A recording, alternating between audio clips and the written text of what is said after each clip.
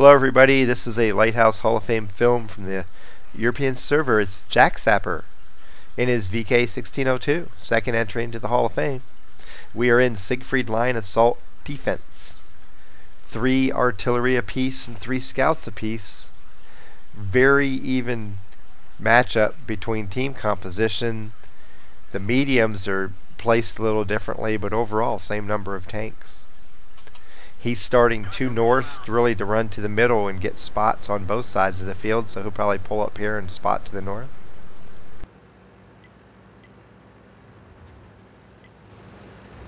You notice he's running chocolate on his 1602 and a camo net. Chocolate's expensive, but it gives you a basically a brother-in-arms type boost across the board to your crew skills and abilities. He's going to do a half-court spotting run, get a bunch of early spots.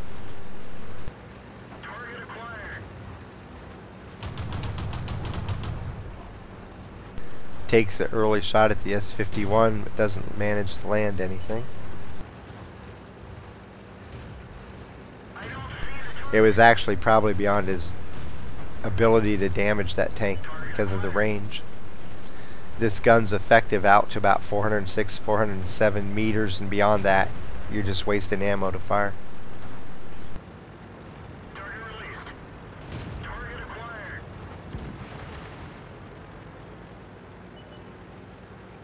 So he's trying to move around, keep everybody lit up. Showed himself twice in that position. He'll move over and pop up somewhere else. Don't want to be predictable when you're doing this, because there's a lot of guns out there that could potentially be aiming in on you.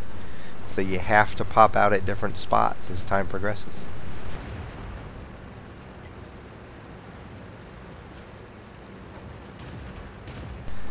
Whether you use chocolate or any kind of consumable, actually, because everybody uses repair kits and things like that. One trick is to buy as many as you can possibly afford during 50% off sales, and hopefully you can afford enough to carry you over till the next sale. If not, buy as many as you can, save more money by the next sale, be able to buy more, and eventually you'll reach the point where you can get all your consumables at 50% off, even the premium consumables, and it ends up really helping your bank account in the long run. Even though there's a short-term high cash outflow, over time you end up making more money because you're saving so much money on your consumables.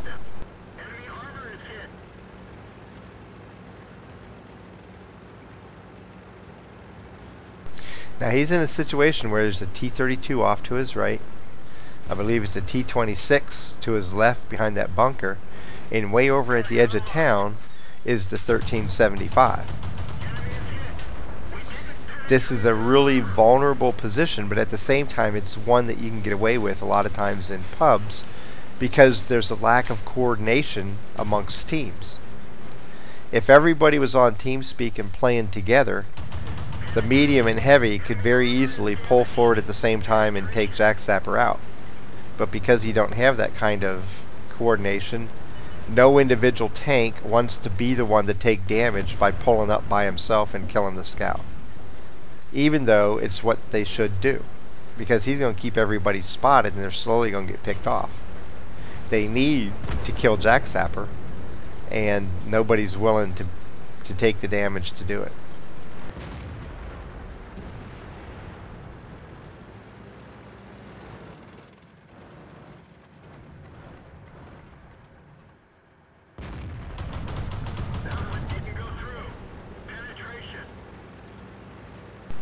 They have a 3-tank lead right now.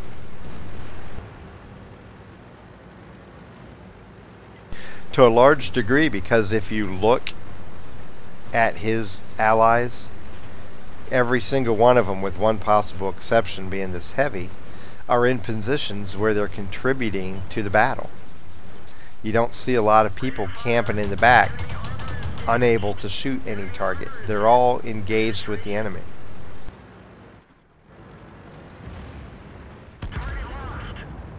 And when you get teams that do that, unless they're totally incompetent, you end up with victories.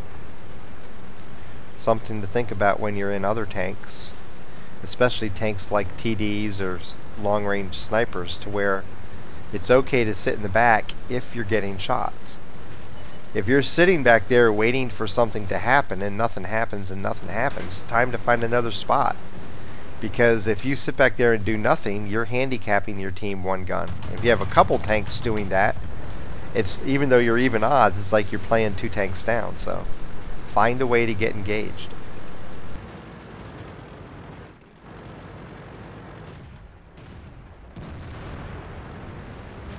If you're not spotting someone or shooting someone or in the process of moving to where you can do that, and you're not overlooking an area where you know you're going to get spots or shots in the future, near future, then find somewhere else to go where you can help.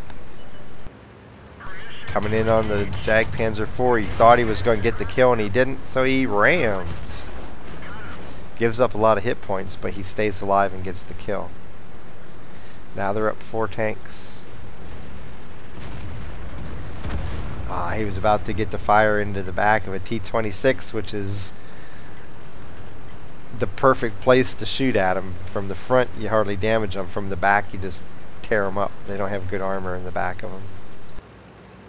So off to find Artie.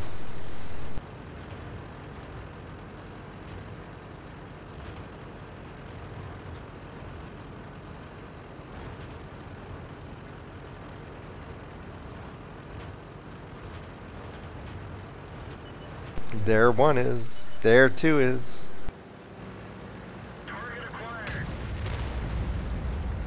The AMX fires at him. He's just keeping him spotted for his team.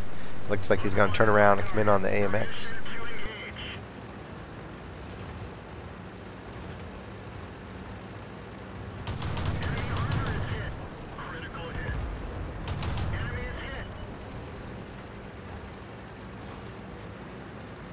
E-25 off in the distance coming at him, trying to save his Artie.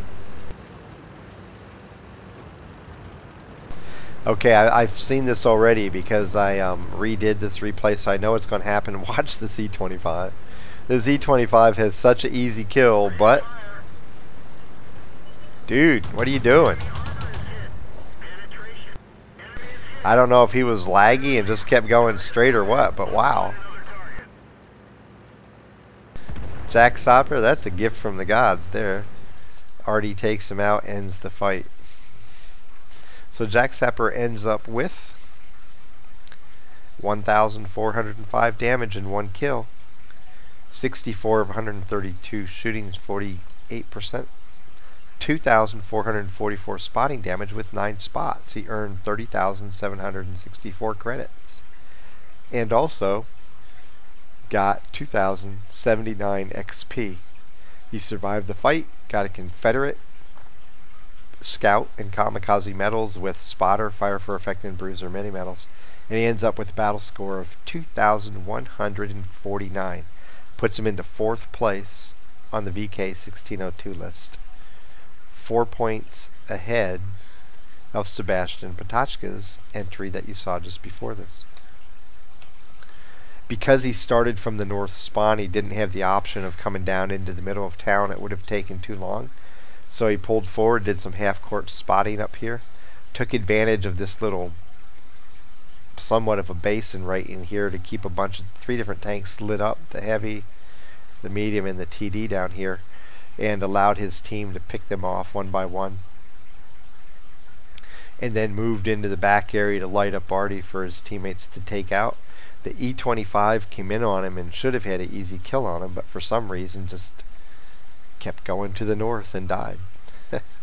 Sometimes you just can't explain what other people are thinking. I would hope to think he was laggy and didn't have control of his tank, or he just wanted to see how far he could jump over that ridge. It's hard to figure out tankers sometimes. Either way, it ends up being a solid mission for Jaksapper. He realized from his starting position what he had to do and where to go, and he did it.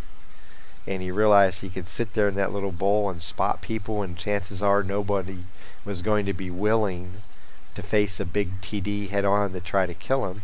And so he abused that. Enemy let him do it. He kept doing it, and it results in a Hall of Fame mission. From Siegfried Line, assault defense, jaksapper, and his VK 1602. Happy hunting.